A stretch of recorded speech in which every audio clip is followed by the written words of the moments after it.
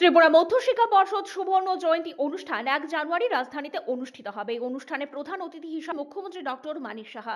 অন্যান্য অতিথিদের মধ্যে উপস্থিত থাকবেন শিক্ষা দপ্তরের সচিব রাভেল হেমেন্দ্র কুমার, দপ্তরের অধিকর্তা অ্যান্সি শর্মা, রামকৃষ্ণ মঠ ও মিশনের স্বামী ভক্তি সুধানন্দ মহারাজ প্রমুখ। মঙ্গলবার পর্ষদের কার্যালয়ে এক সাংবাদিক সম্মেলনে এই অনুষ্ঠানের কথা জানিয়েছেন পর্ষদ সভাপতি ডক্টর ধনঞ্জয় গণচৌধুরী। তিনি বলেন, আগরতলার নজরুল কলাক্ষেত্রে মুখ্যমন্ত্রীর হাত ধরে এক অনুষ্ঠানের সূচনা করা হবে। পাশাপাশি তিনি বলেন, 1976 সালের 1 জানুয়ারি থেকে মধ্যশিক্ষা পর্ষদের পথ চলা শুরু হয়েছে। ব্যাপক ঝড়ঝঞ্ঝা কাটিয়ে পর্ষদ এগিয়ে গেছে। এখন 50 বছর পূর্তি উপলক্ষে ব্যাপক অনুষ্ঠানের আয়োজন করা হয়েছে। ইতিমধ্যেই পর্ষদের কার্যালয়ে স্বেচ্ছায় রক্তদান শিবির অনুষ্ঠিত হয়। সেই শিবিরে 22 জন স্বেচ্ছায় রক্তদান করেছেন। এই অনুষ্ঠানে 2022 থেকে 2025 বছর পর্যন্ত যেসব ছাত্রীরা মাধ্যমিক উচ্চ মাধ্যমিকে প্রথম ও দ্বিতীয় হয়েছে তাদেরকে পুরস্কৃত করা হবে। ইন্দিরা ভট্টাচার্য পুরস্কার প্রদান করা হবে। ইন্দিরা ভট্টাচার্যের জন্ম 1961 সালে। তিনি কলকাতার প্রেসিডেন্ট কলেজ থেকে পাশ করেছেন। 1986 সালের 11 জুন তিনি প্রয়াত হয়েছেন। আর স্মৃতিতে ইন্দিরা ভট্টাচার্যের বাবা অরবিন্দ ভট্টাচার্য এবং মা অসীমা ভট্টাচার্য 20 লক্ষ টাকা প্রদান করেছেন। সেই টাকা থেকেই ছাত্রীদের পুরস্কার তুলে দেওয়া হবে।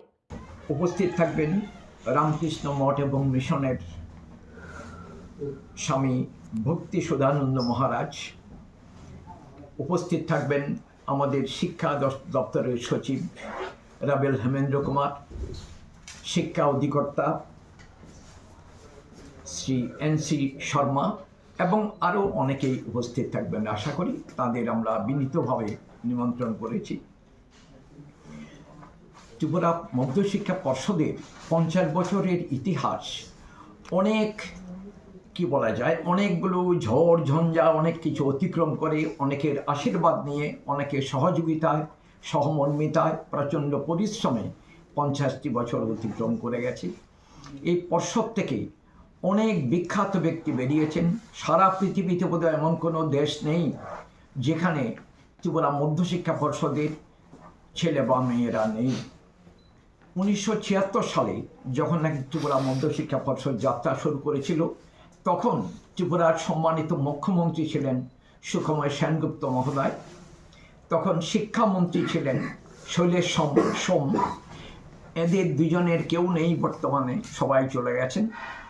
আমরা আগামী 1 জানুয়ারি 2026-এ যে মধ্যশিক্ষা পর্ষদের 50 বছর পূর্তি অর্থাৎ গোল্ডেন জুবিলি পালন করব। এতে আপনারা যারা এসছেন বিভিন্ন গণমাধ্যমের দিক থেকে আপনাদের প্রত্যেকের সহযোগিতা চাই, আপনারা থাকবেন।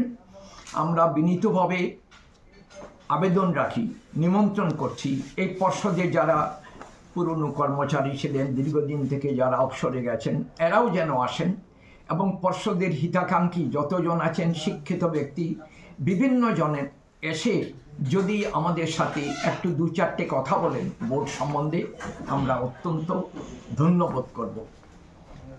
আর এই পর্ষদের কাজকর্ম 1 জানুয়ারি 2026-এ আমরা মূল অনুষ্ঠানটা করব নজরুল কলাক্ষেত্রে মর্চমোহানিতে। তার আগে এই সুবর্ণ জয়ন্তী বর্ষের কিছুটা কাজকর্ম শুরু হয়ে গেছে। গতকাল আমাদের ত্রিপুরা মধ্যশিক্ষা পর্ষদের অফিসে 22 জন রক্তদাতা রক্ত দিয়ে গেছেন। এর মধ্যে বেশিরভাগই আমাদের বৌদির আছেন এবং বাইরেরও অনেকে এসে রক্ত দিয়ে গেছেন। এই রক্ত ব্লাড ডোনেশন ক্যাম্প যেটা হয়েছিল, সেখানে রাজ্য সরকারের স্বাস্থ্য দপ্তরের যথেষ্ট সহযোগিতা পেয়েছি, ওরা আসছিলেন। আর এই রক্তদান অনুষ্ঠানের উদ্বোধন করেছেন আমাদের ত্রিপুরা বিধানসভার মাননীয় চিফ হুইপ কল্যাণী রায়। উনি এসেছিলেন। উনি এসে আমাদের যারা রক্ত দিয়েছেন বা বোর্ড সম্বন্ধে অনেক কথা বলে গেছেন এবং অত্যন্ত খুশি হয়ে গেছেন ব্যবস্থাপনা দেখে। আর উনি বলেছেন যে আমি আজকে অনুষ্ঠানে থাকতে পেরে নিজেকে খুব ধন্য মনে করছি। আর উনি নিজেও ত্রিপুরা মধ্যশিক্ষা পর্ষদের অত্যন্ত কৃতী ছাত্রী ছিলেন। ব্যুরো রিপোর্ট, পজিটিভ বার্তা।